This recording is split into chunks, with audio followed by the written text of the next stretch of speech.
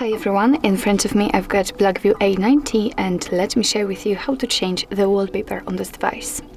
So first of all, let's enter the settings and here we have to tap on the display. Now let's scroll down to this personalization section and tap on the wallpaper. As you can see here, we've got two different albums from which you can choose the wallpaper from.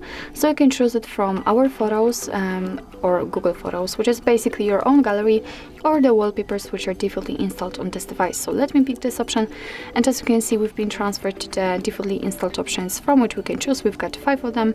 If you've changed your mind, you can enter simply My Photos and find something in your gallery, so you do not have to go back to the previous step. And in order to check the preview, so in order to check the wallpaper on the full screen, just tap on it, and as you can see, it will immediately appear right here. And if you are happy with your choice, just tap on Set Wallpaper in the left upper corner.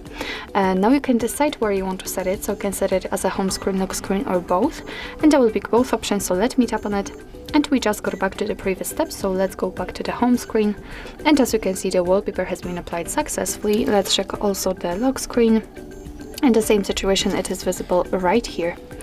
So actually this is it. This is how to change the wallpaper in your Blackview A90.